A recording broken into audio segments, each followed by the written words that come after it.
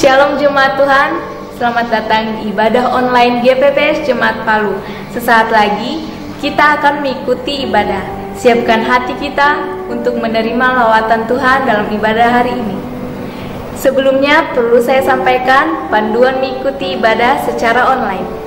Yang pertama, siapkan diri untuk beribadah, sebab ini adalah ibadah bukan tontonan.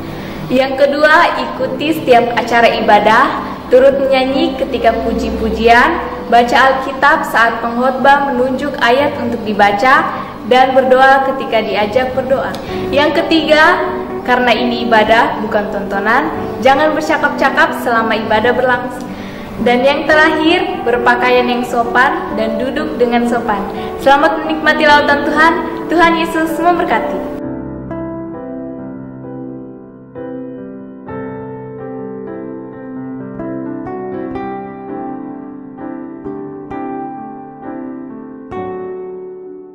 Shalom jemaat yang dikasih oleh Tuhan. Bersyukur pagi hari ini kembali kita boleh berjumpa kembali dalam ibadah raya Minggu 17 Mei 2020. Kita bersyukur dengan tubuh yang sehat kita boleh bangun pagi hari ini. Kita percaya kalau kita boleh ada sebagaimana kita ada, kita tahu semua itu hanya karena anugerah Tuhan. Amin saudara. Amin. Mari bersama-sama kita siapkan hati kita pagi hari ini. Walaupun di dalam ibadah online kita tahu bahwa Tuhan Allah yang maha hadir. Dia hadir di bait sucinya. Dia siap melawat saya dan saudara. Amen. Untuk itu mari kita siapkan hati kita untuk beribadah kepada Tuhan. Sebelum kita beribadah, kita satukan hati kita berdoa. Bapa, kami bersyukur buat anugerah-Mu pagi hari ini ya Tuhan. Dengan tubuh yang sehat kami kembali boleh bangun pagi hari ini untuk mempersiapkan hati kami mau masuk dalam hadirat-Mu. Kami mau berbakti kepada Tuhan lewat ibadah kami pada pagi hari ini. Sebelumnya Tuhan, mari Engkau pilih keberadaan hidup kami masing-masing, pribadi lepas pribadi. Jikalau Engkau mendapati di dalam kehidupan kami ada hal-hal yang kami lakukan yang tidak berkenan di dalam tutur kata, di dalam pikiran, dalam sikap hati, tindakan kami yang mendukakan hati Tuhan dan mendukakan hati sesama kami, kiranya oleh anugerah-Mu saat ini Engkau boleh mengampuni kami, menyucikan, menguduskan kami dengan darah Tuhan Yesus Kristus, agar setiap kami saat pagi hari ini boleh layak menghampiri tahta kasih karunia-Mu. Dan juga kami merindukan biarlah Allah Roh Kudus Engkau boleh hadir tengah-tengah kami. Amen. Engkau sendiri yang akan memimpin ibadah kami dari awal pertengahan hingga selesainya. Amen. Biarlah ibadah kami ini jadi seturut dengan kehendak Bapa di sorga. Amen. Dan segala rancangan kuasa kegelapan apapun bentuknya akan mengganggu ibadah kami pagi hari ini. Dengan hak iman otoritas yang Tuhan berikan kepada kami, semua pekerjaan yang kami mau ikat patahkan, hancurkan semuanya di dalam nama Tuhan Yesus Kristus. Mari Allah Roh Kudus, bebaskan roh kami untuk kami dapat memuji dan memuliakan Engkau. Bebaskan roh kami untuk pagi hari ini bersama-sama kami boleh masuk ke dalam hadirat Tuhan, mempersembahkan pujian kami, pengagungan kami, ucapan syukur kami yang terbaik bagi Tuhan Yesus Kristus di tempat yang maha tinggi. Amen. Terima kasih Bapa, terpujilah Engkau. Di dalam nama Tuhan Yesus Kristus kami berdoa. Haleluya. Amen.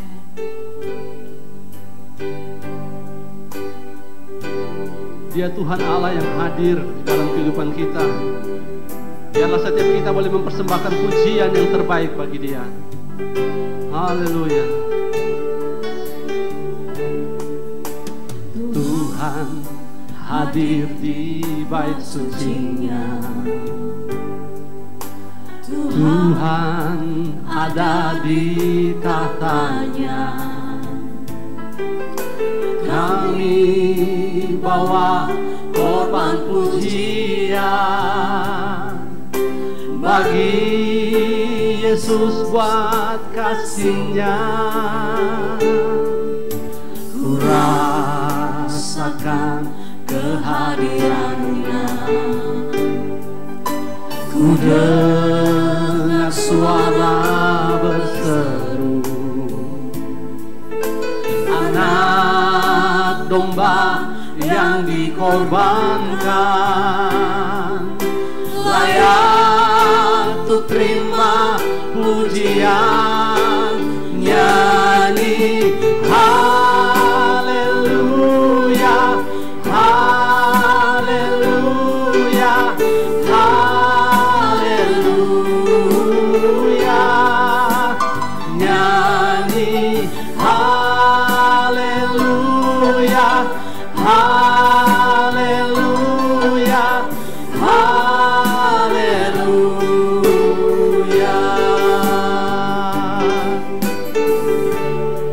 Tuhan hadir di bait suci-Nya. hadir di bait sucinya. Tuhan ada di tahtanya. Tuhan ada di tahtanya. Kami bawa korban pujian. Kami bawa korban pujian Bagi Yesus buat kami. bagi Yesus buat kasih-Nya. Kami rasakan kehadiran-Mu ya Tuhan. Kehadiran-Nya. Ku dengar suara berseru, anak domba yang dikorbankan, layak untuk terima pujian. Nyanyi haleluya, haleluya, haleluya. Nyanyi haleluya, haleluya, haleluya. Nyanyi haleluya, haleluya, haleluya. Nyanyi haleluya, haleluya, haleluya. Nyanyi haleluya, haleluya, haleluya. Nyanyi haleluya,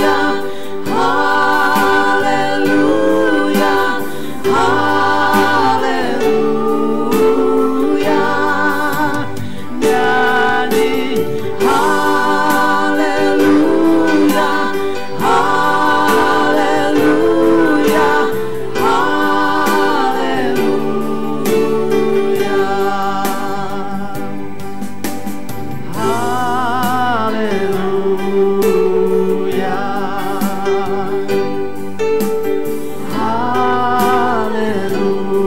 haleluya.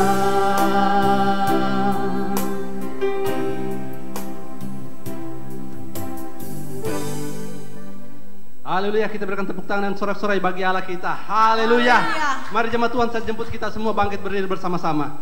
Saatnya gereja harus bersatu. Saatnya gereja harus bangkit untuk menyatakan bahwa Yesus Kristus adalah Tuhan. Amin. Kita bersama-sama akan memberitakan firman Tuhan bahwa Dialah satu-satunya juru selamat. Haleluya. Amin. Mari bersama-sama kita naikkan pujian ini.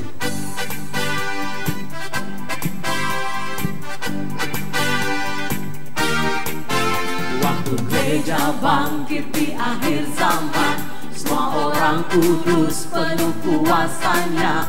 Mereka memberitakan firman-Nya. Ku mau di sana. Waktu Tuhan nyatakan rencananya. Tuhan nyatakan rencana. Dia yang memanggil kita dari semua bangsa. Dari semua bangsa. Dia kuatkan hati dan tangan kita. Ku mau di sana. Ku mau ikut berperang sambil bersorak. Hey, Ku akan tinggikan panji bagi Tuhanku. Tuhan siapkan aku. Mari kita berkata, Kerajaan-Mu datang, kehendak-Mu jadi. Ku mau di sana. Ku mau di sana. Ku mau di sana. waktu trompet bunyi, ku mau di sana. Waktu musuh jatuh, ku mau di sana. Waktu Tuhan datang, ku mau di sana. Perang dimenangkan, ku mau di sana. Waktu gereja bangkit di akhir zaman, semua orang kudus penuh kuasanya. Mereka memberitakan firman-Nya, ku mau di sana. Waktu Tuhan nyatakan rencananya, memanggil kita dari semua bangsa. Dia kuatkan hati dan tangan kita. Ku mau di sana. Katakan sama-sama. Ku mau ikut berperang sambil bersorak. Hey, ku akan tinggikan panji bagi Tuhanku. Tuhan siapkan aku. Mari kita berkata, Kerajaanmu datang, kehendakmu jadi. Ku mau di sana. Ku mau di sana. Ku mau di sana. Waktu trompet bunyi, ku mau di sana. Waktu musuh jatuh, ku mau di sana. Waktu Tuhan datang, ku mau di sana. Perang dimenangkan, ku mau di sana. Katakan, ku mau ikut berperang. Ku mau ikut berperang. Amin. Sambil bersorak. Sama-sama serukan. Hey, ku akan tinggikan panji bagi Tuhanku. Tuhan siapkan aku. Mari kita berkata bersama-sama. Kerajaanmu datanglah. Kehendakmu jadilah. Kehendakmu jadi. Ku mau di sana. Ku mau di sana. Ku mau di sana. Waktu trompet bunyi, ku mau di sana.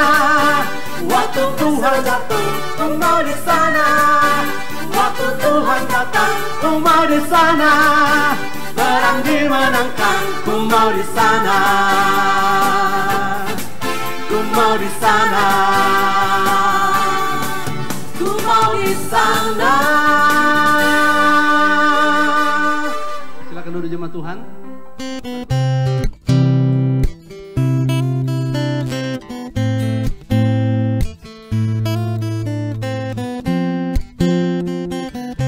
Seluruh kegiatan GPPS Jemaat Palu sementara dilakukan secara online, yang dapat saudara ikuti melalui website gppspalu.org.id/tv dan melalui channel YouTube GPPS Palu.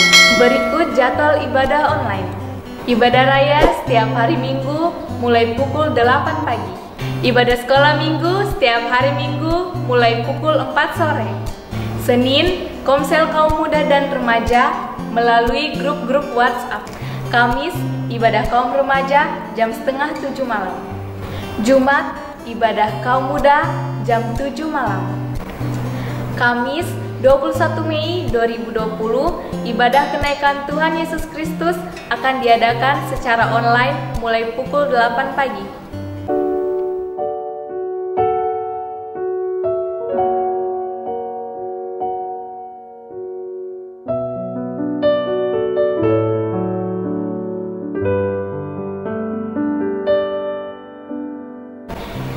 Terus dukung dalam doa dan dana untuk pembangunan gedung GPPS Jemaat Palu. Bantuan dalam bentuk dana dapat saudara salurkan melalui rekening berikut.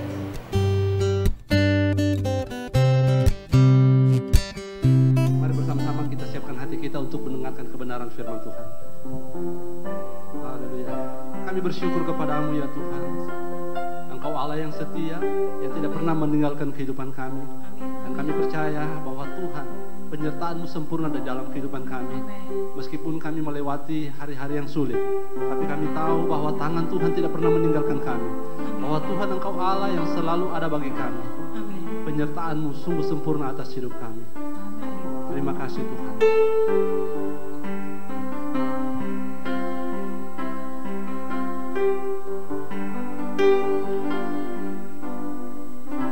Jalanmu tak terselangi oleh setiap hati kami. Namun satu hal ku percaya, ada rencana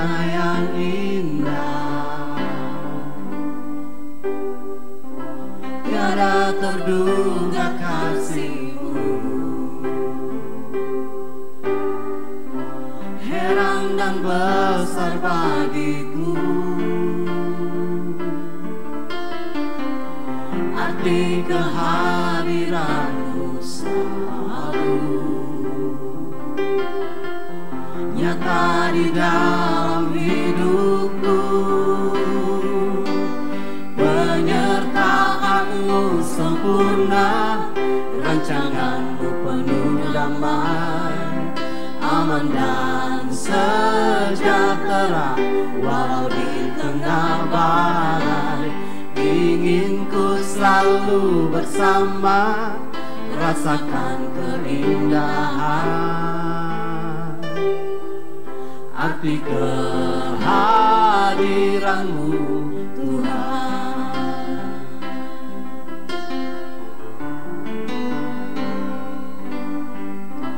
Jalanmu tak terselami oleh setiap hati kami, namun satu hal ku percaya, ada rencana yang indah. Tiada terduga kasih-Mu, heran dan besar bagiku. Arti kehadiranmu selalu nyata di dalam hidupku.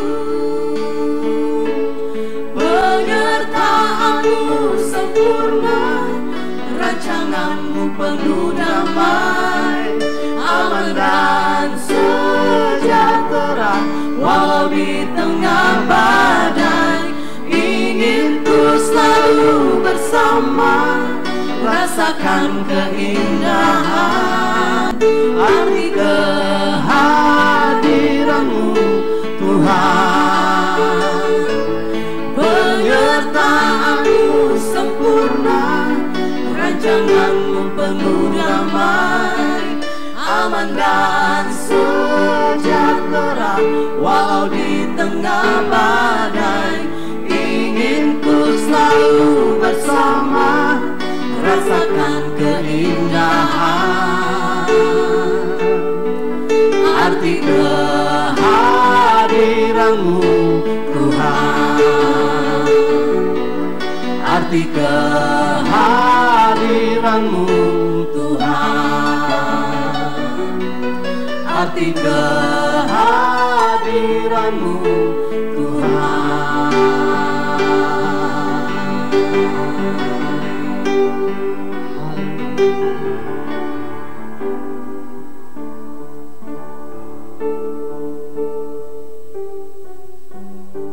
Kami bersyukur dan berterima kasih kepadamu ya Tuhan, sebab Engkau Allah yang setia dalam kehidupan kami. Amin. Sampai saat ini ya Tuhan, kalau kami masih boleh ada, sebagaimana kami ada, kami tahu bahwa bukti kasih setia Tuhan, penyertaan Tuhan yang sempurna atas hidup kami. Terima kasih ya Tuhan, oleh kekuatan-Mu kami boleh melewati hari-hari sulit di dalam hidup kami. Hari-hari yang sukar, kami akan melewati semua itu bersama-sama dengan Engkau ya Roh Kudus. Amin. Untuk itu biarlah kiranya Engkau tetap terus hadir di dalam kehidupan kami. Amin. Kami selalu ada di dalam hadirat-Mu, dan kami boleh menyatu dengan Engkau setiap hari ya Tuhan. Terima kasih Bapa, biarlah setiap pujian kami, penyembahan kami pada pagi hari ini boleh naik ke hadapan hadirat-Mu dan boleh menyenangkan akan Engkau. Dan saatnya ya Tuhan, kami mau menerima akan kebenaran firman-Mu. Mari Tuhan Engkau sucikan hati kami ya Tuhan, biar kami layak menerima firman-Mu. Dan hamba-Mu yang pagi hari ini Engkau percayakan untuk menyampaikan kebenaran firman-Mu, biarlah Engkau memberkati hamba-Mu dengan urapan yang baru ya Tuhan. Amen. Sehingga hamba-Mu boleh berkata-kata seturut dengan apa menjadi kehendak Tuhan bagi setiap kami. Nyatakan apa menjadi pesan Tuhan bagi setiap kami umat-Mu ya Tuhan, jemaat-Mu di tempat ini ya Tuhan. Biarlah kami pada hari-hari terakhir ini ya Tuhan, semakin hari kami boleh hidup di dalam kekudusan, kami boleh hidup di dalam kehendak Tuhan. Apapun yang menjadi rencana Tuhan, rancangan Tuhan boleh tergenapi di dalam kehidupan kami. Amen. Terima kasih Bapa, terpujilah Engkau. Setiap rancangan kuasa kegelapan apapun bentuknya yang akan mengganggu pemberitaan firman Tuhan pagi hari ini, Dengan hak iman otoritas yang kau berikan kepada kami mengikat, patahkan, hancurkan semuanya di dalam nama Tuhan Yesus Kristus. Dan biarlah Tuhan Engkau berikan kami hati seorang murid untuk boleh menerima firman-Mu.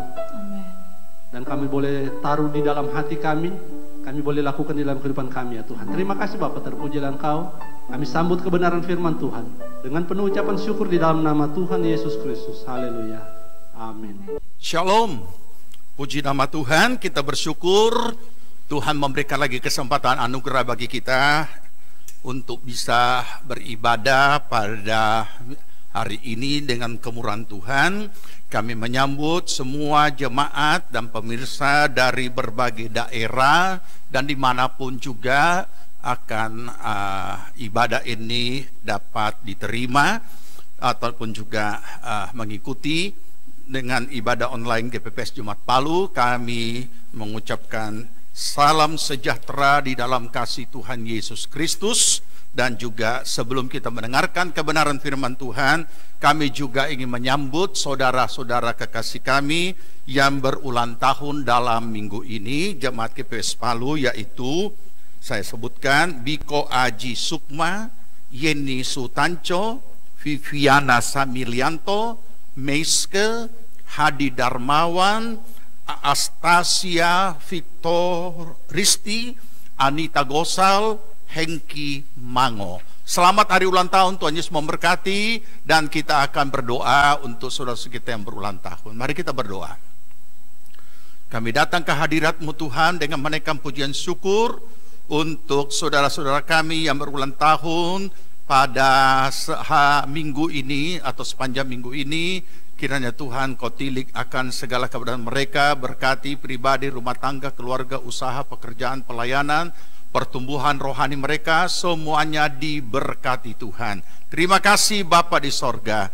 Biarlah seluruh rancangan Allah tergenapi dalam kehidupan mereka, dan dengan tambahan usia yang Tuhan sudah karuniakan, membawa mereka semakin memahami makna kehidupan mereka sebagai orang percaya. Terima kasih Bapa, terpuji nama Tuhan. Dalam nama Tuhan Yesus kami berdoa mengucap syukur dan memberkati mereka. Amin. Puji nama Tuhan. Kita akan belajar kebenaran firman Tuhan pada saat ini, dan topik firman Tuhan pada saat ini adalah 3 realitas hidup yang tidak dapat dihindari oleh setiap orang. Saya ulangi, 3 realitas hidup yang tidak dapat dihindari. Saya akan bacakan firman Tuhan dalam Mazmur 23. Mazmur 23 ayat 1 sampai ayat yang keempat, demikian bunyinya. Mazmur Daud. Tuhan adalah gembalaku, takkan kekurangan aku. Ia membaringkan aku di padang yang berumput hijau. Ia membimbing aku ke air yang tenang. Ia menyegarkan jiwaku. Ia menuntun aku di jalan yang benar oleh karena namanya. Sekalipun aku berjalan dalam lembah kekelaman, aku tidak takut bahaya. Sebab Engkau menyertaiku.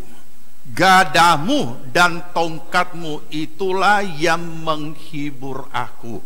Amin. Puji nama Tuhan. Mazmur 23 ini adalah mazmur yang merupakan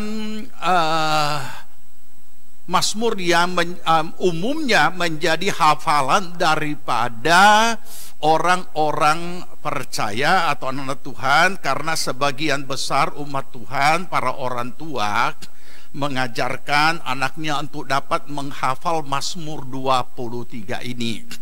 Dengan perikop Tuhan adalah gembalaku. Nah, hari ini kita akan belajar daripada kebenaran firman Tuhan ini. Akan tetapi saya tidak akan membahas tentang Tuhan adalah gembalaku.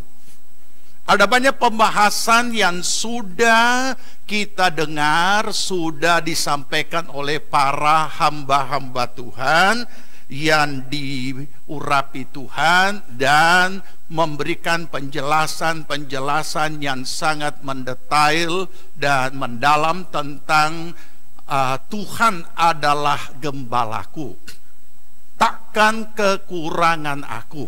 Nah, jadi saya tidak akan membahas ayat 1, tetapi akan fokus kepada ayat 2, 3, dan 4. Ya. Nah, kemudian dari ayat-ayat yang kita baca ini, kembali kepada topik yang sudah saya sampaikan tadi, 3 realitas hidup yang tak dapat dihindari. Nah, ini adalah mutlak harus diketahui oleh setiap orang percaya dan menyadarinya, bahwa ada 3 bentuk realitas hidup yang tidak dapat dihindari dalam perjalanan hidup setiap manusia, termasuk orang-orang percaya. Sebagian besar umat Tuhan menganggap bahwa karena mereka adalah anak-anak Tuhan, jadi Tuhan mereka menganggap Tuhan memperlakukan mereka istimewa, spesial, khusus, terhindar dari segala masalah dan malapetaka dan lain sebagainya. Yang berikut, ini yang menyebabkan sebagian orang percaya kemudian menjadi apa? Menjadi bingung dan kecewa dalam hidupnya, menjadi lemah dan tinggalkan iman, oleh karena mereka tidak memahami akan hal ini dan tidak dapat menerima ketika 3 realitas hidup ini hadir dan harus dia hadapi dalam hidupnya. Makanya saya tidak memfokuskan kepada Tuhan adalah gembalaku.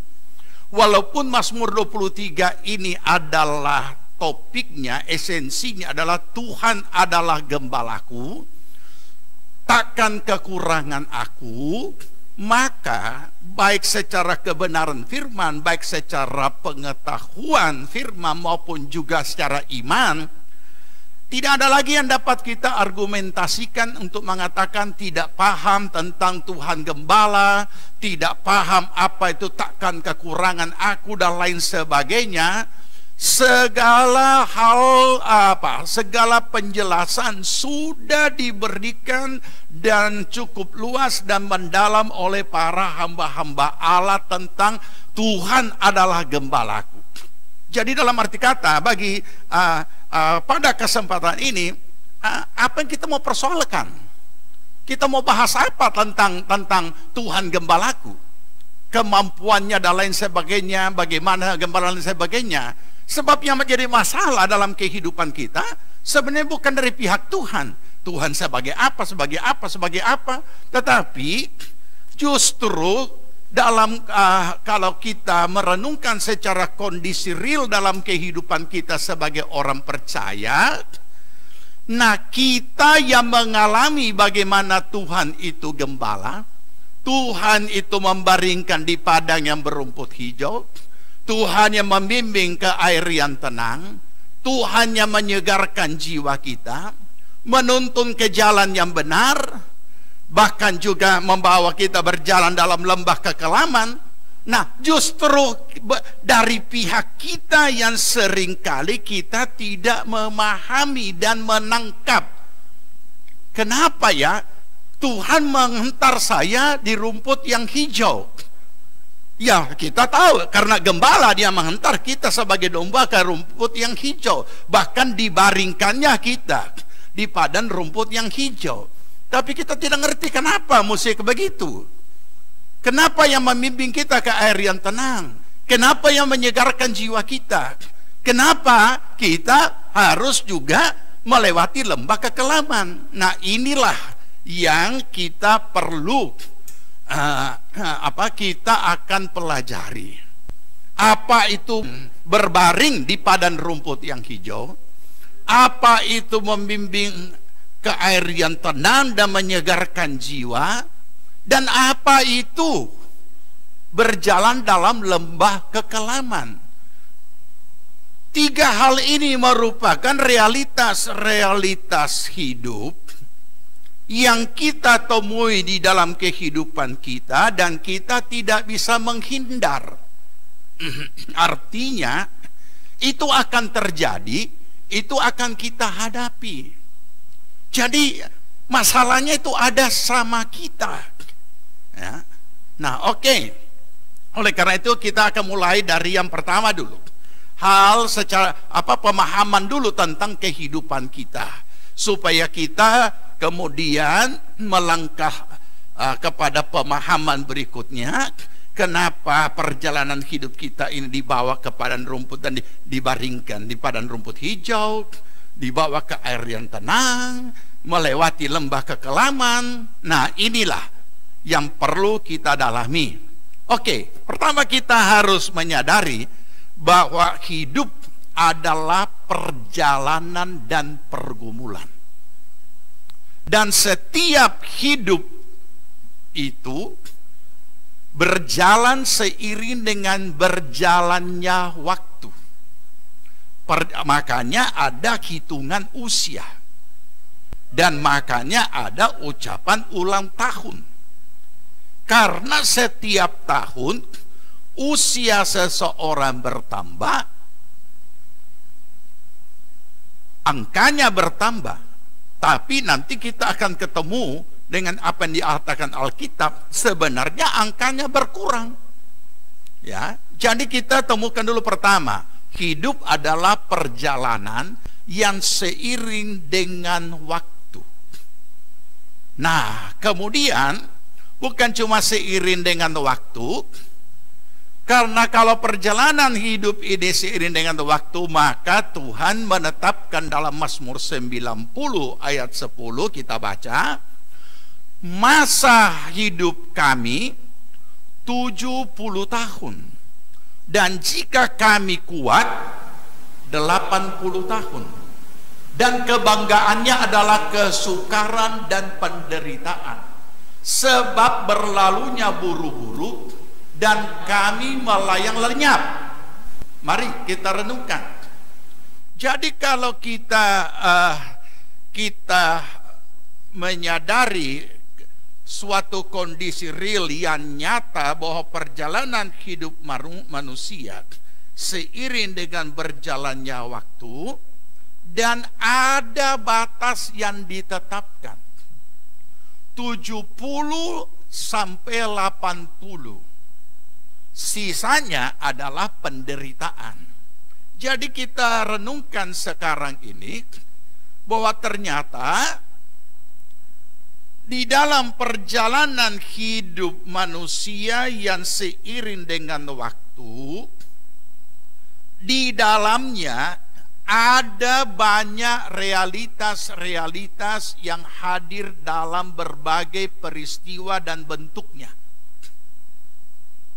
Jadi manusia yang hidup seiring dengan waktu, di dalam ruang waktu sesuai usianya, itu ada peristiwa-peristiwa yang terjadi. Dan namanya realitas hidup, di mana setiap orang akan bergumul untuk menghadapi dan menyelesaikan setiap pergumulan hidup itu. Jadi mari kita lihat, kita buktikan dulu ya, bahwa perjalanan hidup manusia itu seiring dengan waktu. Kita lihat, kita tidak usah bicara masa bayi karena kita belum tahu, orang tua kita yang tahu. Kita mulai dari masa kanak-kanak. Itu di dalamnya ada peristiwa-peristiwa. Kemudian masa remaja, di dalamnya ada peristiwa-peristiwa.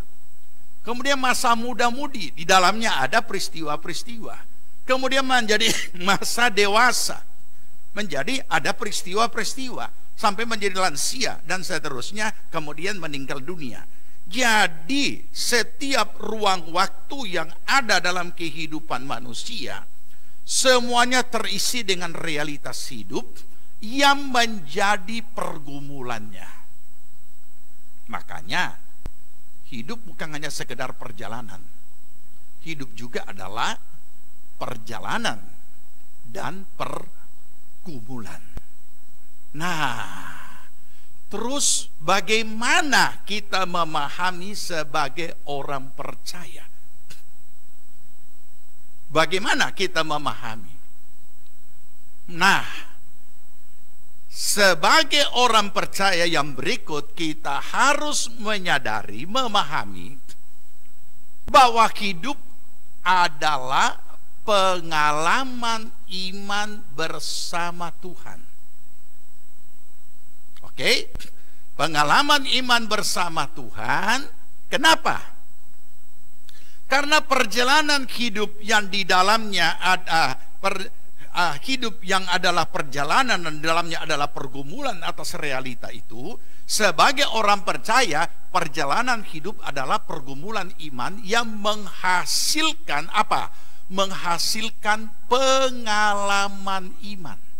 Ini yang perlu kita pahami. Ya, nah, kenapa dikatakan perjalanan hidup adalah pergumulan iman yang menghasilkan pengalaman iman? Sebab firman Tuhan berkata seperti ini. 1 Korintus 10 ayat 13. Kita baca 1 Korintus 10 ayat 13. Pencobaan-pencobaan yang kamu alami ialah pencobaan-pencobaan biasa yang tidak melebihi kekuatan manusia. Sebab Allah setia, dan karena itu Ia tidak akan membiarkan kamu dicobai melampaui kekuatanmu. Pada waktu kamu dicobai, Ia akan memberikan kepadamu jalan keluar sehingga kamu dapat menanggungnya. Nah, mari kita perhatikan di sini apa yang sudah kita baca. Nyata di sini bicara secara umum dulu. Manusia pada umumnya termasuk orang-orang percaya akan menghadapi, akan mengalami dan tidak bisa menghindarkan diri dari apa yang namanya realitas. Apakah itu menyenangkan, apakah itu penderitaan, itu akan dihadapi. Dan khususnya mengenai hal-hal yang berat di dalam hidup. Masalah-masalah yang berat, dikatakan Allah itu setia. Jadi ada peranan Allah di sini. Ia tidak akan membiarkan kamu dicobai melampaui kekuatanmu. Apalagi pada saat kamu mengalami itu, Tuhan akan memberikan kepadamu jalan keluar sehingga kamu dapat menanggungnya. Ini menunjukkan bahwa ada peranan Allah di situ atas setiap realitas hidup yang saudara dan saya alami. Ada peranan Allah. Ada Allah hadir di situ. Ada statement daripada Allah, tidak membiarkan kita mengalami lebih dari kekuatan. Dan ada statement berikutnya bahwa Allah itu setia, Ia menyertai kita. Ada statement lagi bahwa Allah akan memberikan jalan keluar. Nah, ketika Tuhan yang ada di dalam pergumulan hidup ini dan hadir dalam pergumulan realitas hidup kita, itu menunjukkan bahwa kehadirannya Ia tidak tinggal diam. Nah, itu sebabnya kehadiran Tuhan dalam menyertai kita sudah merupakan pengalaman iman. Kehadiran Tuhan tidak membiarkan kita dicobai lebih dari kekuatan kita, berarti Tuhan berperan di situ. Itu sudah merupakan juga pengalaman iman, menghasilkan.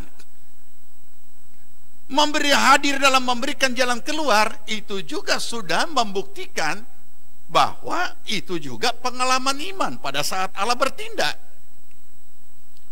Jadi bagaimanapun juga kita sebagai orang percaya harus menyadari bahwa perjalanan hidup kita sebagai orang percaya adalah pergumulan iman yang menghasilkan pengalaman iman.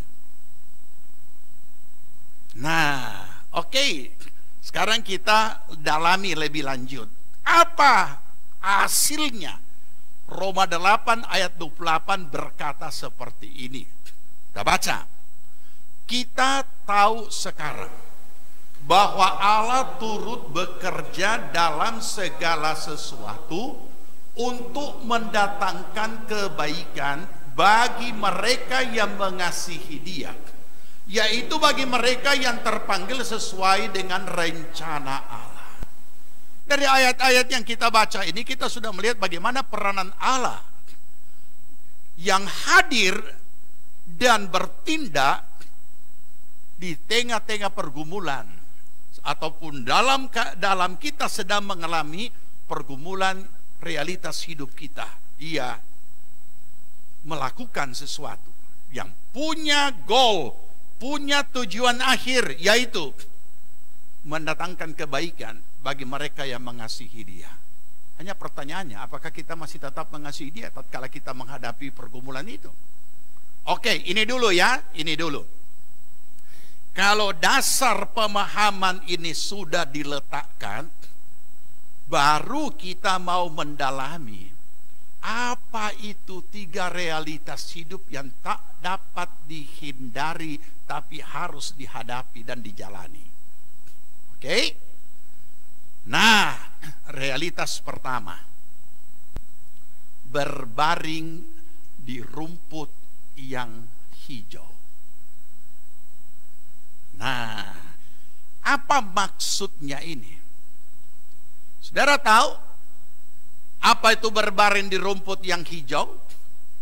Berbaring di rumput yang hijau menggambarkan inilah pengalaman awal dari orang yang baru menjadi percaya. Pengalaman iman awalnya apa? Doa yang cepat dijawab.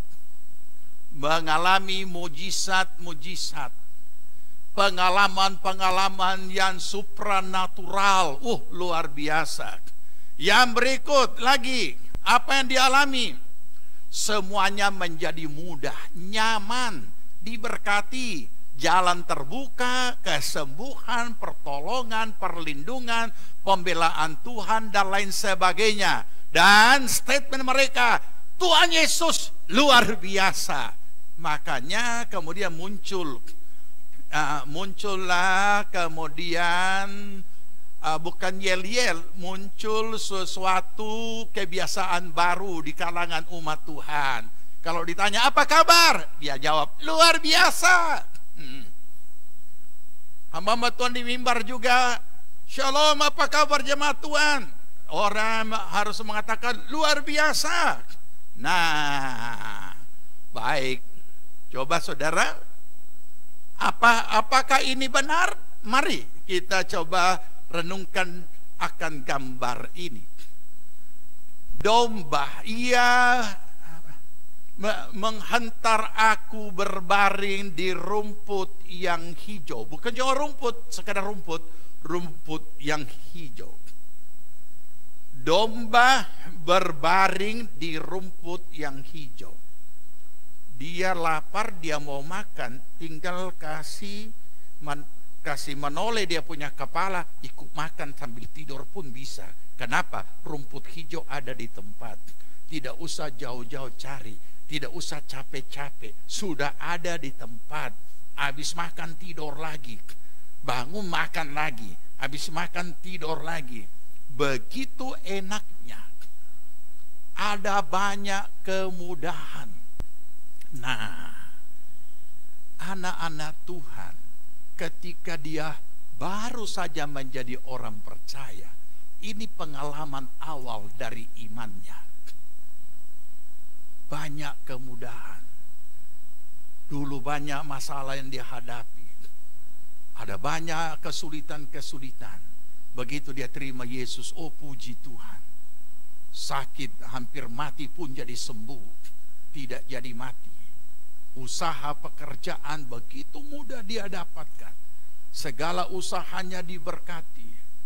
Oh luar biasa, Tuhan luar biasa, Yesus luar biasa. Nah ini yang perlu disadari.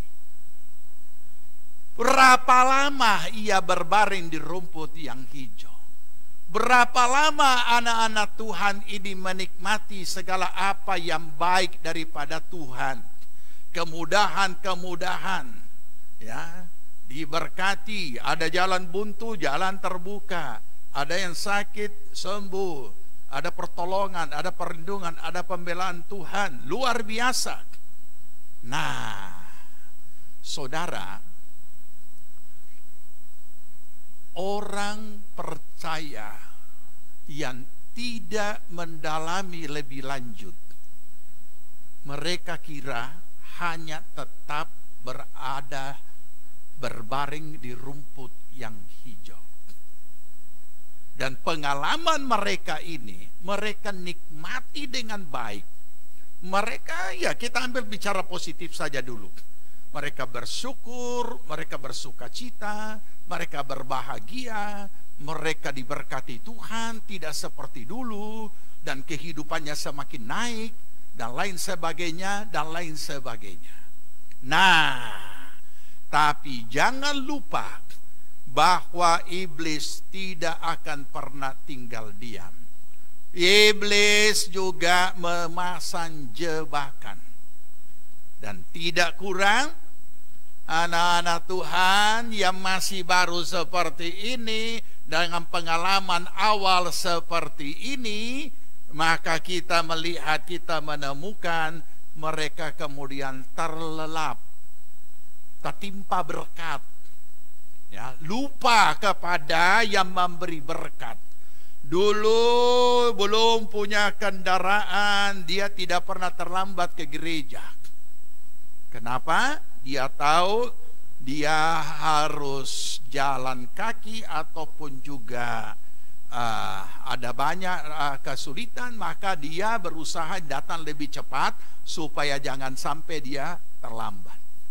Begitu diberkati Tuhan dengan berbagai kemudahan dan lain sebagainya, ya maka dia pikir, oh gampang cepat naik sepeda motor so sampai. Nah, oleh karena dia masih berbaring di rumput yang hijau, maka dia semakin menikmati segala apa yang baik. Dulu cuma sepeda motor, kemudian sekarang ada mobil, sehingga panas tidak kepanasan, hujan tidak kehujanan.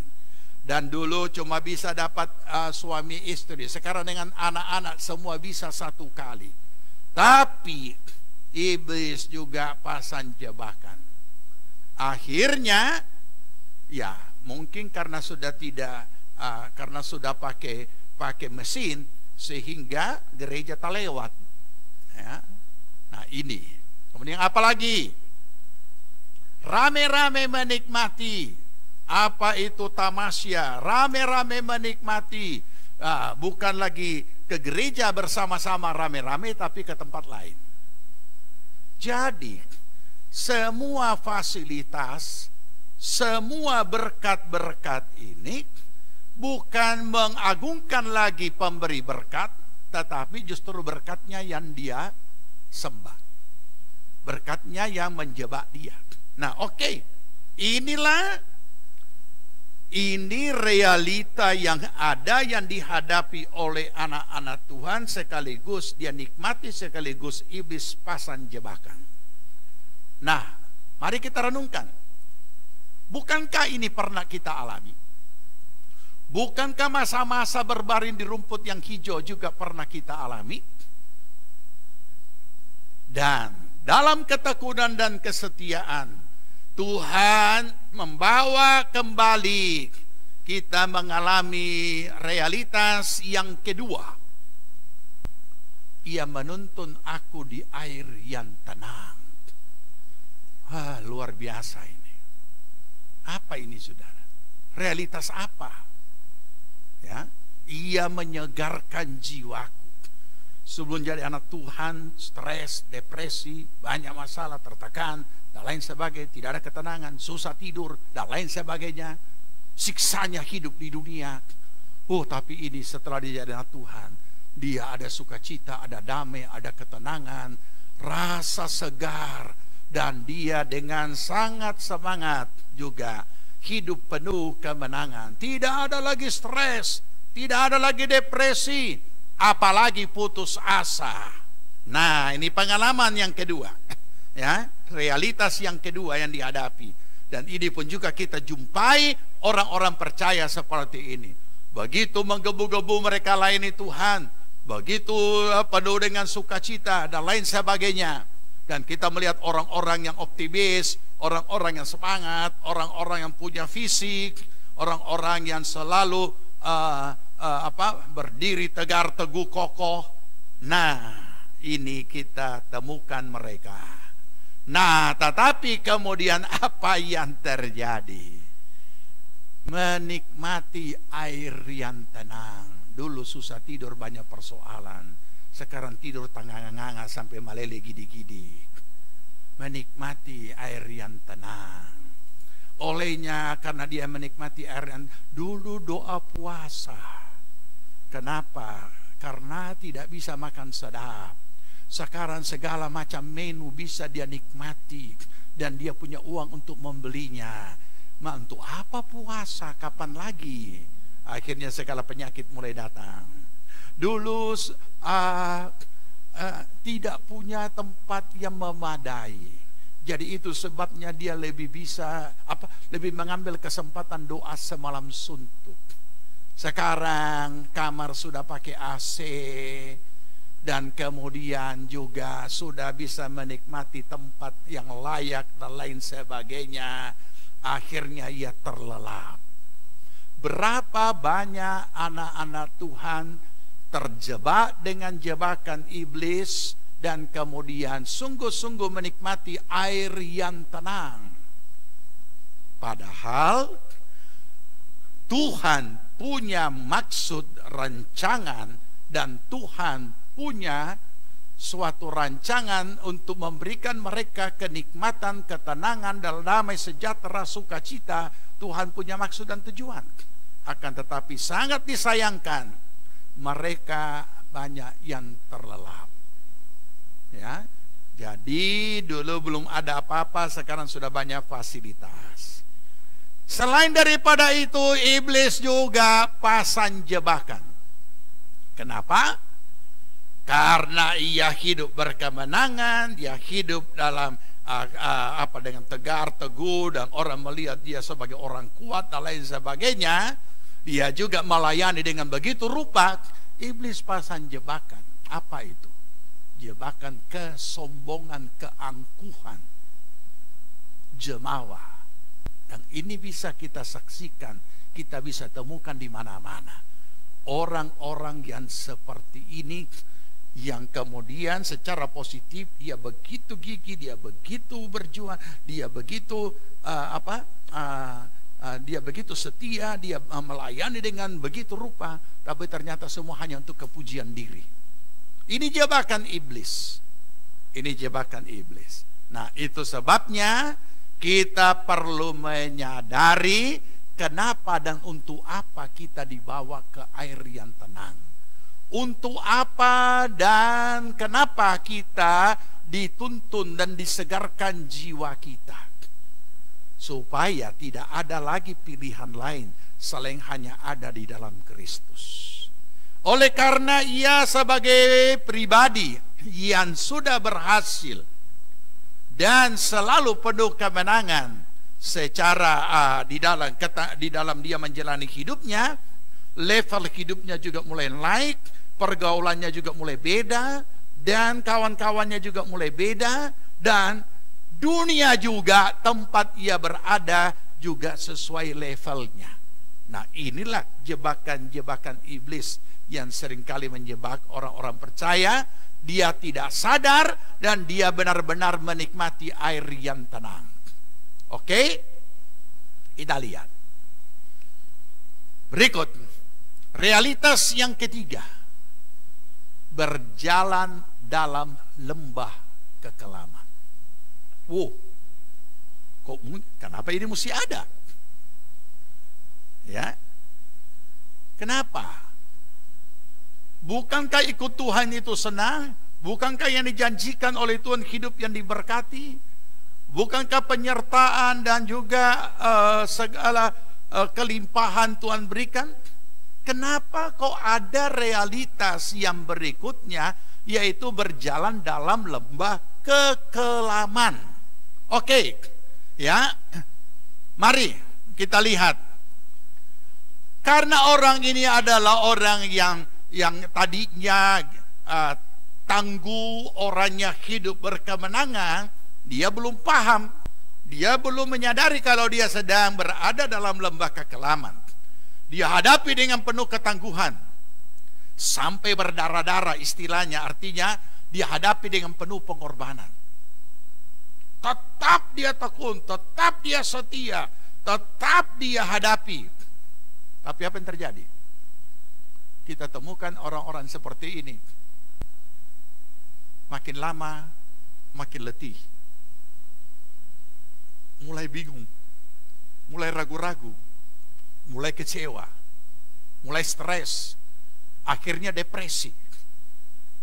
Jadi yang tadinya dia hadapi dengan begitu tangguh, kemudian lama-lama dia capek.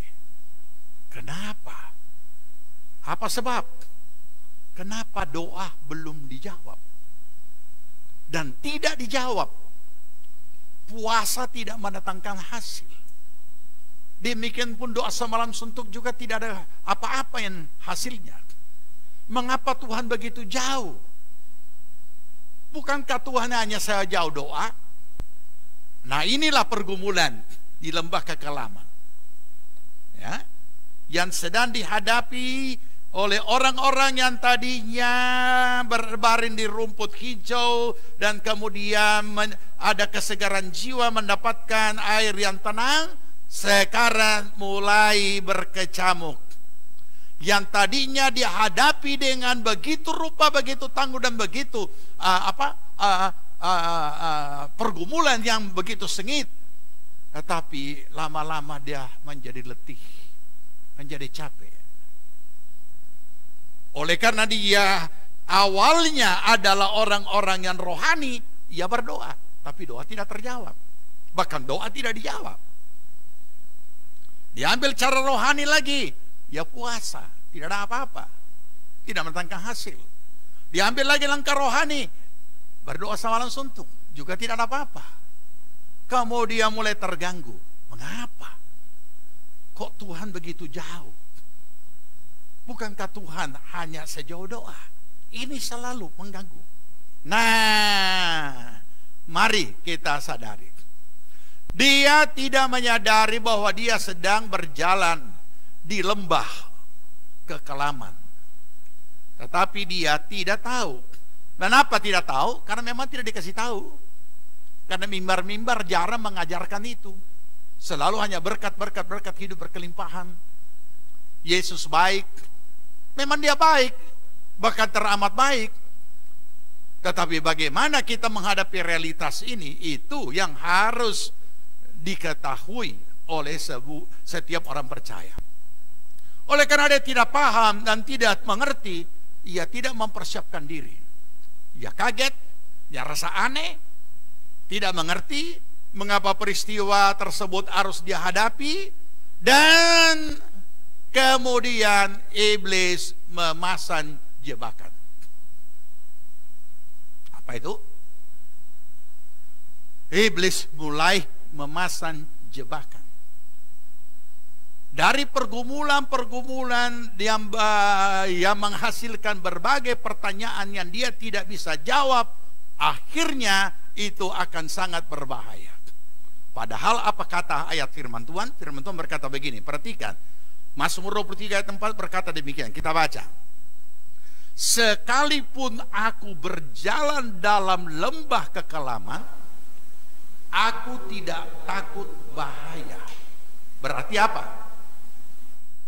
Berarti ada itu, berarti lembah kekelaman itu memang akan hadir dan harus dijalani dan dihadapi. Coba saya ulangi, patang baik-baik. Sekalipun aku berjalan dalam lembah kekelaman, berarti ada.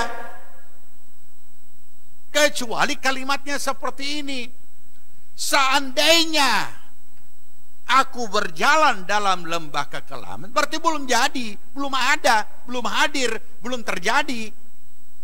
Tapi ini dikatakan, sekalipun aku berjalan dalam lembah kekelaman, berarti sedang dia alami, sedang terjadi.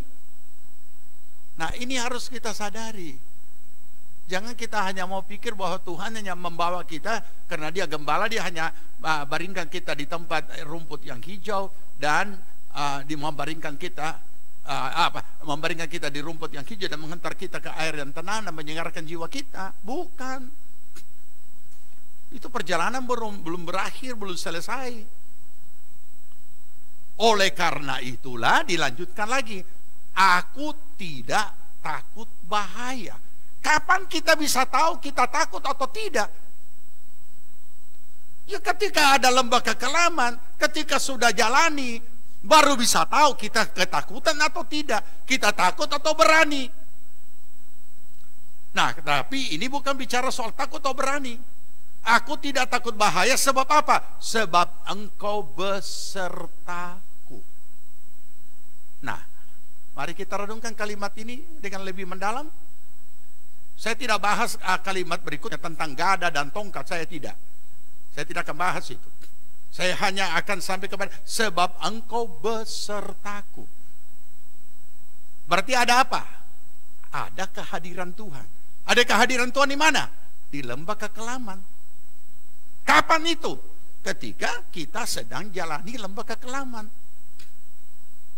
Jadi berarti kehadiran Tuhan menyertai kita tetap bisa kita nikmati sekalipun berjalan dalam lembah kekelaman.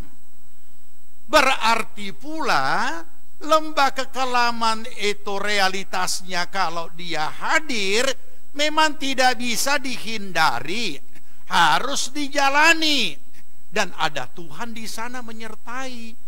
Sehingga kita tidak takut bahaya. Nah, tidak takut bahaya ini berarti ada apa? Ada bahaya. Satu saat saya ngomong-ngomong dengan teman berkata begini. Saya dengan suatu pertanyaan. Ada umumnya kalau orang berangkat dari satu kota ke kota yang lain, ada doa. Ada doa perlindungan, doa penyertaan Tuhan. Ada doa perlindungan, ada juga yang tidak pakai doa perlindungan, hanya doa Tuhan menyertai. Oke, saya kasih contoh kalimat ini. Misalnya saudara berdoa, Tuhan sertailah kami. Kami akan ke Surabaya naik pesawat. Sertailah kami. Tiba dengan selamat. Kemudian rame-rame bilang amin. Oke, sekarang saya mau tanya. Ya, bisa ingat ini kalimat? Tuhan, kami akan berangkat ke Surabaya naik pesawat, sertailah kami supaya tiba dengan selamat. Saya mau tanya. Kalimat doa yang seperti ini memungkinkankah terjadi ada kecelakaan? Nah, renungkan sejenak, saudara renungkan, berpikir. Oke, saya ulangi lagi. Tuhan, kami akan ke Surabaya naik pesawat dari Palu. Tolong sertai kami tiba dengan selamat di Surabaya. Oke? Berarti penerbangan kan? Apakah saudara bisa menjamin bahwa doa seperti ini, pesawat yang sedang terbang ini tidak masuk dalam lembah kekelaman? Atau bisa terjadi kecelakaan? Atau bisa terjadi lembah kekelaman? Lembah kekelaman di udara. Bagaimana?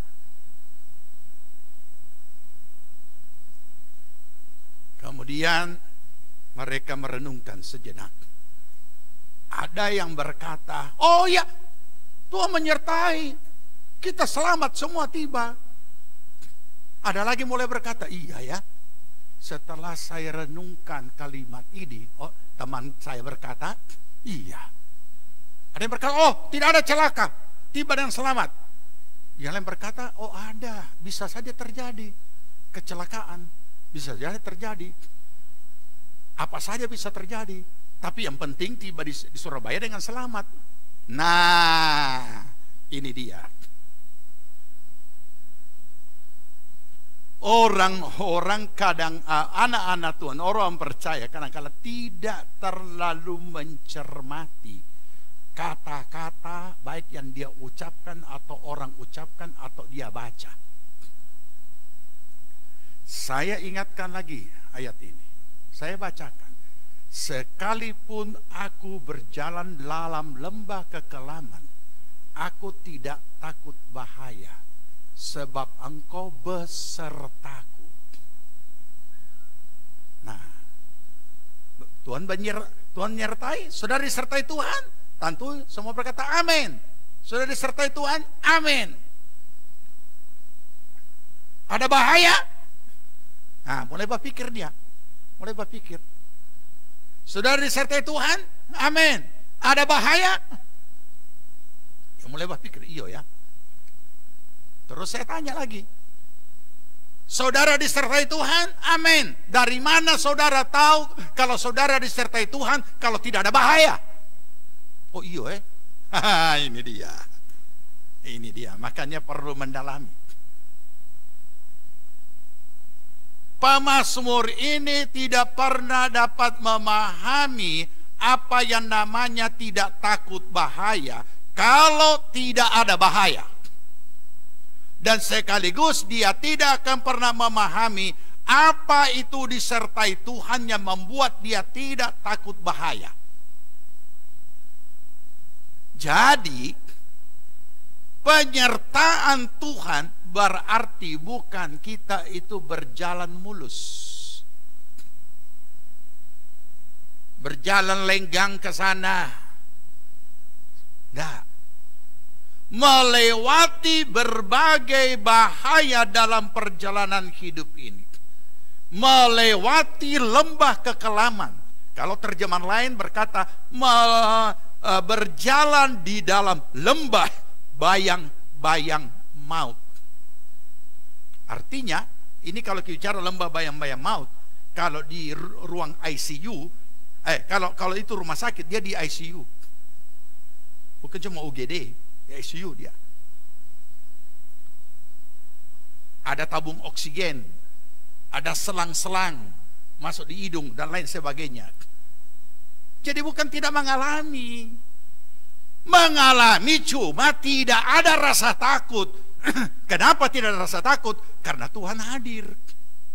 Jadi kita tidak boleh menipu jemaat dan membodohi jemaat dengan seolah-olah tidak ada apa-apa terjadi, tidak akan jadi itu, tidak akan jadi ini, tidak akan jadi. Tidak bisa. Ini ayat berkata, aku berjalan dalam lembah kekelaman, tapi tidak takut bahaya, sebab Tuhan hadir.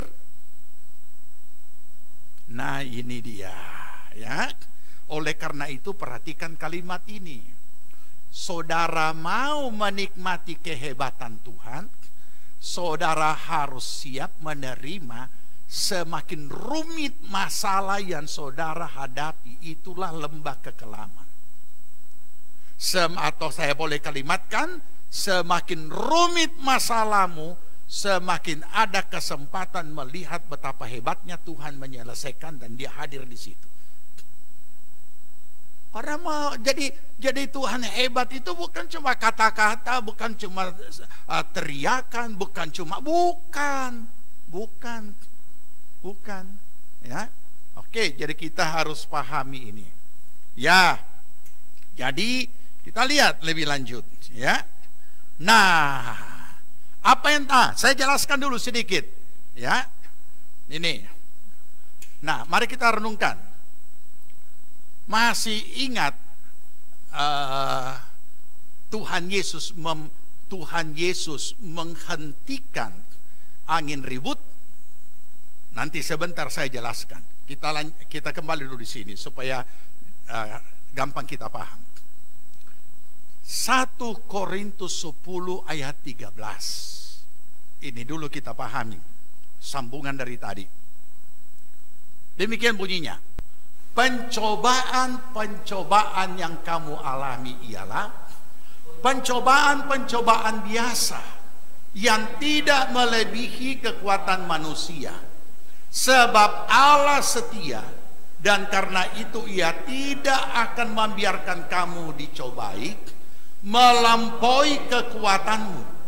Pada waktu kamu dicobai, Ia akan memberikan kepadamu jalan keluar sehingga kamu dapat menanggungnya. Oke? Ya.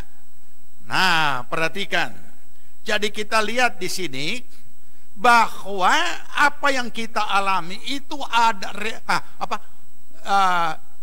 realitas yang kita hadapi dalam kehidupan kita, itu semua orang alami. Itu hal biasa kata Tuhan. Ya, tidak melebihi kekuatan manusia. Allah setia. Nah, perhatikan yang saya berikan garis bawah. Kita lanjut dulu satu ayat supaya sekaligus. Roma 8 ayat 28. Kita tahu sekarang bahwa Allah turut bekerja dalam segala sesuatu untuk mendatangkan kebaikan bagi mereka yang mengasihi Dia, yaitu bagi mereka yang terpanggil sesuai dengan rencana Allah. Oke? Mari kita memiliki pemahaman dan sikap iman yang benar. Ya, pertama, setiap orang menghadapi realitas hidup itu biasa, seperti yang kita baca tadi. Itu hal biasa. Berikut, tidak melampaui kemampuan manusia. Berarti masing-masing orang ada kadar kemampuannya. Jadi apanya yang kita persoalkan? Kemudian, yang perlu kita pahami, Allah itu setia. Tidak membiarkan kamu dicobai melampaui kekuatanmu. Oke? Pada waktu kamu dicobai, Ia akan memberikan kepadamu jalan keluar. Saya bacakan dulu poin-poinnya, baru saya jelaskan sekaligus. Nah, supaya apa? Supaya dapat menanggungnya atau cakap menanggungnya. Dari Roma 8:28 di situ kita mendapatkan kejelasan. Semuanya itu mendatangkan kebaikan bagi orang yang mengasihi Tuhan. Oke? Nah, mari saya jelaskan dulu. Ya. Jadi tidak ada yang dapat melarikan diri dari realitas hidup. Lari dari realitas hidup apapun bentuknya, itu bukan jalan penyelesaian, tapi awal bencana baru.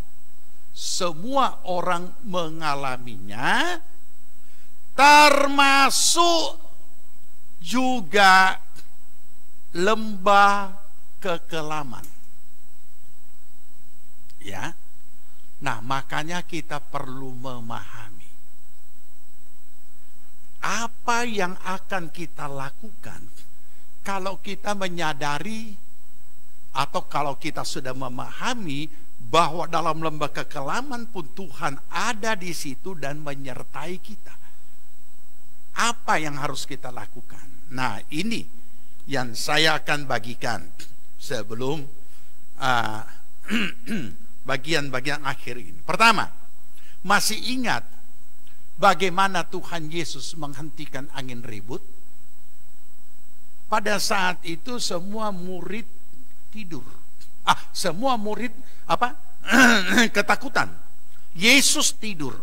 Semua murid ketakutan dan berusaha bagaimana supaya ini jangan tenggelam ini perahu.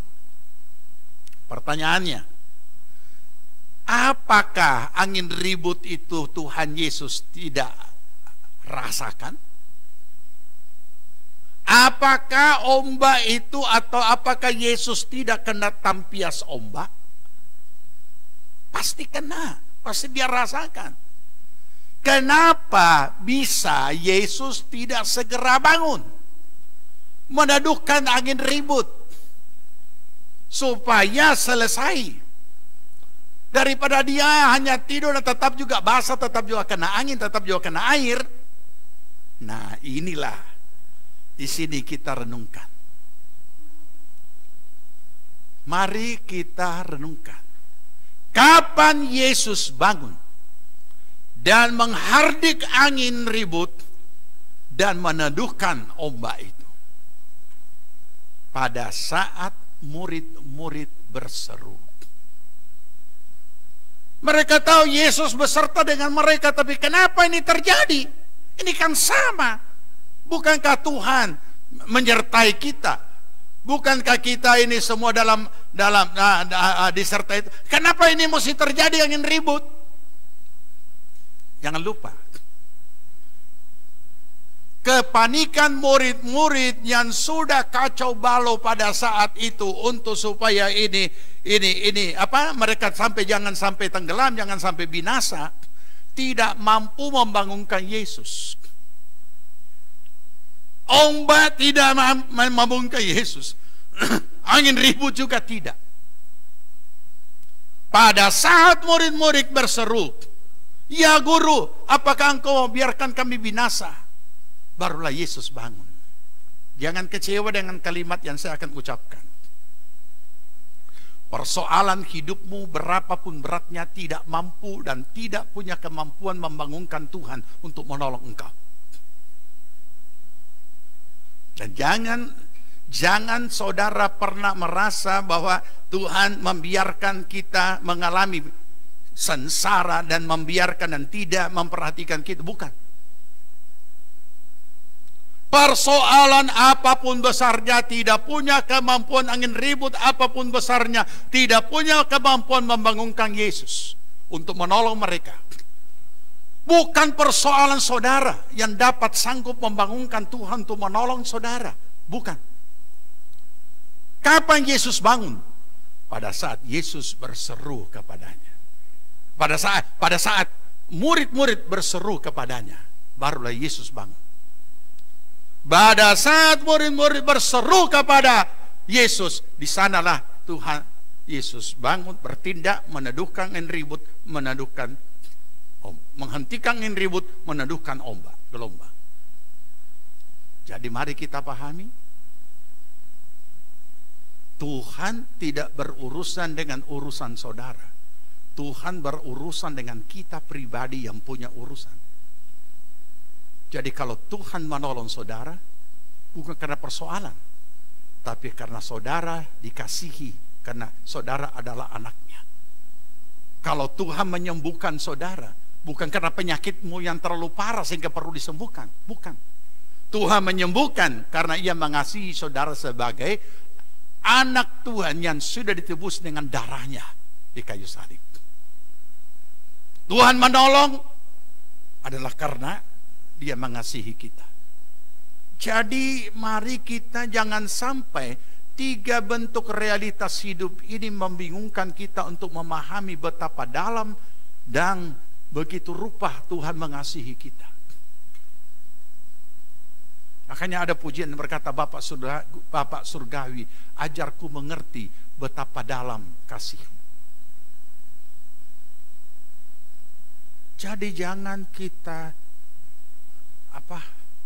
tidak memahami ini. Jadi kalau Tuhan tolong, Tuhan berkati, Tuhan campur tangan, Tuhan membela, Tuhan melindungi, bukan karena masalah, tapi karena saudara pribadi adalah anak-anak Tuhan yang telah ditebus dengan darahnya sendiri, Yesus Kristus di atas kayu salib. Ia mengasihi saudara. Oleh karena itu Ia menolong saudara, bukan karena persoalan. Ketika saudara ditolong, dengan sendirinya persoalan selesai. Ketika saudara disembuhkan, dengan sendirinya penyakit selesai. Tapi bukan karena penyakit itu. Ini kadang-kala pemahaman ini yang mengacau balaukan, sehingga Orang-orang datang kepada Tuhan berseru, dia cuma bawa persoalannya, dia tidak bawa dirinya dia tidak mau dicampuri oleh Tuhan. Dia cuma mau persoalannya dicampuri oleh Tuhan, yaitu apa? Tuhan, selesaikan saya punya persoalan, Tuhan sembuhkan saya punya penyakit. Tapi dirinya tidak mau disentuh oleh Tuhan. Nah, ini yang perlu kita pahami, supaya kita menyadari bagaimana penyertaan Tuhan atas kehidupan kita, bahwa Allah turut bekerja dalam segala sesuatu. Untuk apa? Mendatangkan kebaikan bagi mereka yang mengasihi Dia. Hati kita harus mengasihi Tuhan. Hati kita tidak boleh goyah kasih kita kepada Tuhan. Kita tidak boleh tidak memahami dan mengerti bagaimana Tuhan mengasihi kita. Nah, ini adalah belajar memahami dan memiliki sikap iman yang benar di hadapan Tuhan. Hadapilah, jalani 3 realitas hidup karena tidak dapat dihindari. Bersyukurlah. Bersyukurlah kalau saudara saat ini sedang berbaring di rumput yang hijau. Bersyukurlah kalau saat ini saudara sedang berbaring di rumput yang hijau, karena Tuhan mengasihi saudara. Ada banyak kemudahan, ada banyak berkat. Bersyukurlah dihantar ke air yang tenang dan jiwa saudara segar. Dan saudara boleh nikmati bahwa satu-satunya hanya ada dalam Yesus Kristus damai sejahtera itu. Tapi jangan lupa, tetaplah tegar, tetaplah dengan hati yang tetap mengasihi Tuhan pada saat kita menghadapi dan menjalani lembah bayang maut, menjalani lembah kekelaman, karena Tuhan ada di sana menolong kita. Ia menyertai kita. Amin. Kita berdoa. Terima kasih Bapa di sorga. Kami bersyukur Engkau membawa kami dalam perjalanan hidup kami kepada pengalaman-pengalaman iman. Pengalaman iman berbaring di rumput yang hijau. Pengalaman iman menikmati ketenangan, kesejukan air yang tenang yang menyegarkan kami. Untuk pengalaman iman di dalam lembah kekelaman, Engkau tidak meninggalkan kami, Engkau ada dan menyertai kami. Terima kasih Tuhan. Sehingga kami menjadi pribadi-pribadi bukan hanya tangguh, kokoh, kuat, tegar, teguh, tapi menjadi pribadi-pribadi yang cakap menanggung segala sesuatu yang Tuhan izinkan kami hadapi. Terima kasih, berkati jemaat Tuhan GPPS Jemaat Palu ini Tuhan. Berkati semua pemirsa yang mendengarkan kebenaran firman-Mu dimanapun mereka berada. Tuhan kiranya memberkati. Hamba-Mu tidak tahu mereka sedang berada di realitas semacam apa yang sedang dihadapi. Tetapi hamba-Mu berdoa supaya tidak ada satupun yang masuk dalam jebakan iblis. Sehingga baik di rumput yang hijau, di air yang tenang, mereka tidak lupa Tuhan. Dan juga pada saat mereka dalam kekelaman, mereka tidak membenci Tuhan dan putus asa dan marah kepada Tuhan. Tetapi mereka boleh memahami bahwa Tuhan bekerja dalam segala hal untuk mendatangkan kebajikan bagi kami semua yang mengasihi Tuhan. Terima kasih Tuhan, meteraikan kebenaran firman.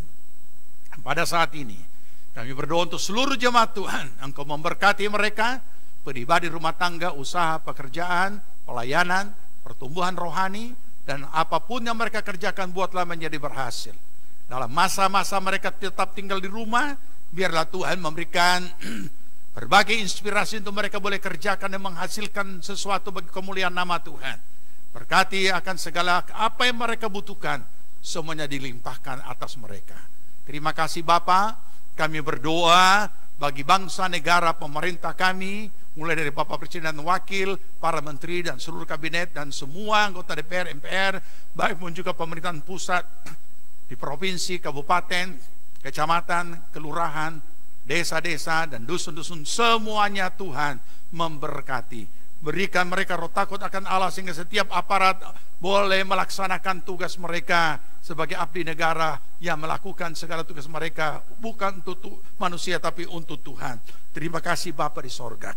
Memberkati akan aparat keamanan, kepolisian, tentara, dan juga Tuhan, kami juga berdoa untuk para tenaga medis, para medis, dan perawat-perawat, dan juga di setiap rumah sakit yang saat ini sedang menangani akan mereka yang sedang terpapar dengan virus corona. Tuhan tolong, Tuhan jamah, Tuhan sembuhkan, dan Tuhan karuniakan juga roh hikmat, akal budi bagi setiap peneliti untuk menemukan vaksin daripada virus ini, dan semuanya Tuhan dapat teratasi. Kemurahan pengasihan-Mu atas negeri kami, untuk kota Palu, untuk Sulawesi Tengah, kiranya Tuhan halalkan semua yang bukan datangnya daripada Tuhan. Terima kasih Bapa. Berkati akan negeri kami, kirimkan pasukan malaikat-Mu keliling berlapis-lapis berjaga atas negeri kami, dan berlapis-lapis atas wilayah negeri kami, sehingga Indonesia semuanya terlindungi dan terpelihara di dalam kasih setia dan kemurahan Tuhan. Terima kasih Bapa di sorga. Dalam nama Tuhan Yesus Kristus kami berdoa. Amin.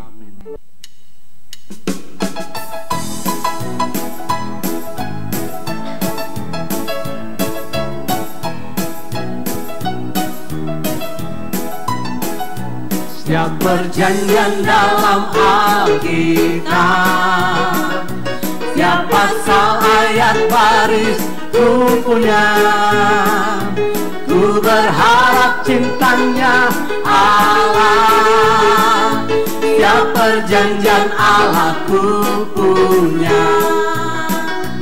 Setiap perjanjian dalam Alkitab, setiap pasal, ayat, baris ku punya. Ku berharap cintanya Allah, setiap perjanjian Allah ku punya. Setiap perjanjian dalam Alkitab, setiap pasal, ayat, baris ku punya.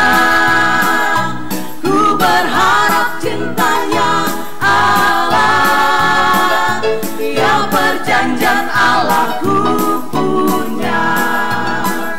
Setiap perjanjian Allah ku punya. Setiap perjanjian Allah ku punya.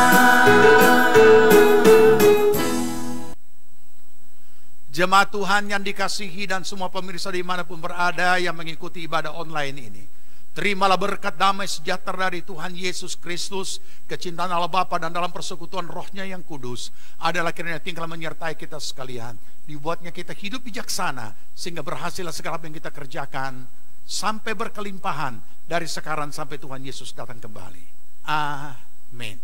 Puji Tuhan. Terima kasih sudah mengikuti ibadah online hari ini. Selamat hari Minggu, Tuhan Yesus memberkati.